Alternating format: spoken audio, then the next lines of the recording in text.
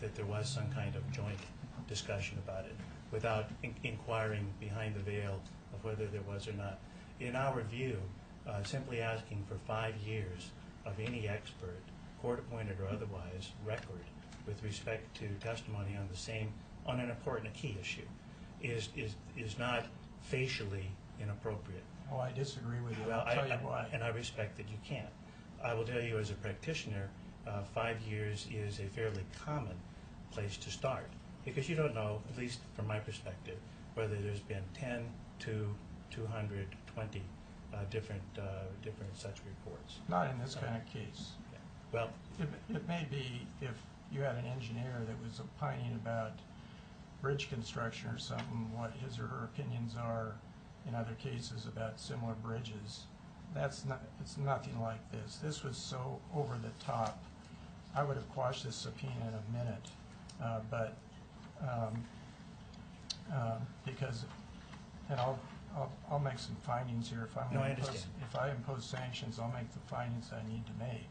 But again, I think this, from what I've seen so far, was a clear, gross abuse of the discovery process. And unless you can give me some good reason why the lawyers, as part of this joint litigation agreement, shouldn't be sanctioned, I'm going to sanction them. Well, if the concern is what the individual lawyers knew about the background of Dr. Wilson before any discussions about the subpoena, to my mind, I'd like to consult with my clients, but that sounds like fair game because it's not a discussion, as long as it doesn't come from the discussions. But I'm not sure from what you're telling me whether that is your concern. I mean, if a lawyer who knew that there were 700, you're saying that are you presuming that? I'm not presuming anything. I looked at this subpoena and read Dr. Wilson's letter and concluded that this was an abuse of the discovery process. Even if you'd ask about an opinion in another case, it's collateral. The opinions that she renders or would have rendered in this case should have been the focus. For example, suppose she rendered an opinion that someone wasn't subject to a guardianship or shouldn't be subject to a guardianship in another case. What are we going to do? Engage in all kinds of discovery about that case too? Get into the medical history of that person to determine whether her opinion is right? Says in this letter she's got 700 of these cases. Asking Mr. Boyle, he could have told you that she's been in this arena for 20 years or more. I don't know. She probably has thousands of cases. Yeah. What were we going to do? Get into the background of every case to determine whether her opinion was correct or not? This is just all collateral, and this subpoena was not appropriate. Respectfully, Your Honor, let me offer one lawyer's observation on that.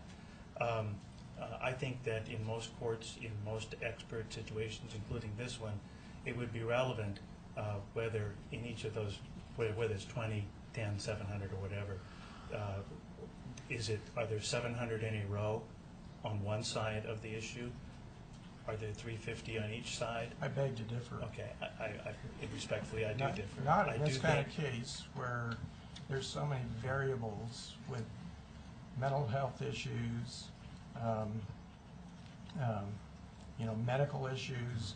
I just don't see any relevance to what she's opined in other cases. Again, the focus of her opinion, if she had ever been able to render one here, should have been on how she concluded that Mr. Lunn was either not in need of a guardian and conservator or in need of one or both. Respectfully, Your Honor, I think a second thing that most lawyers would want to know would be the methodology that the expert followed in prior cases to be able to determine whether there was a difference or a variation applied here. Well, you asked her in her deposition, and did she follow any different methodology in this case than any other case, and that would have taken care of it.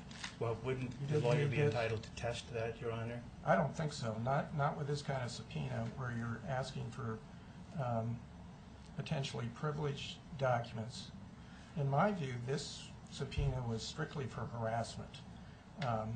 And to get us back to for delay, to try to disqualify her, and get me to appoint the physicians they wanted. This doesn't pass the smell test. Let me have one more point, Your Honor, and then I'll answer any questions that I'm capable of to you. I think that from, again, this lawyer's perspective, particularly dealing with somebody who has 700 such cases in her background, a subpoena that is overbroad should not be the cause for alarm. It should be a cause for, boy, I'm not going to do that. Is there some kind of discovery that we can't agree on that would be less and meet both needs? That just wasn't done here. And I don't know Dr. Wilson. I'm not trying to say she's right or wrong. In my experience, it would be totally unusual for an expert who knows they're going to be cross-examined to say, whoa, don't ask me any questions about what I've done before. And if that's part of the court's reasoning in terms of the impropriety, I would beg respectfully to differ. Before I sit down, let me just confer with my colleagues here to make sure that I've done them justice.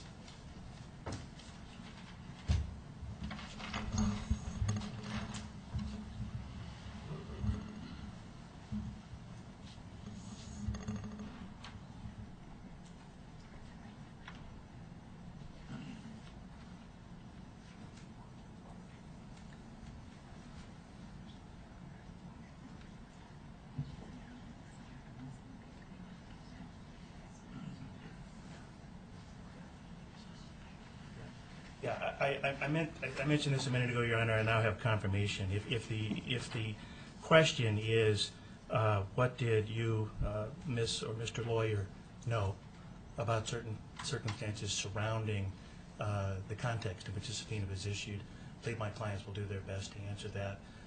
What they will protect, I believe, because it is their responsibility, is the line on the attorney-client privilege and the work product.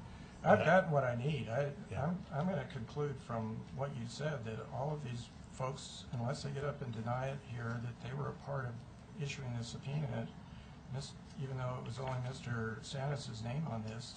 If they want to stand up here and under oath tell me they had played no part in issuing this, shouldn't be sanctioned because they didn't want this thing issued, again, that's their option. If they don't get up and say that under oath, I'm going to sanction them because I'm just going to assume that as part of this joint litigation agreement, they all participated.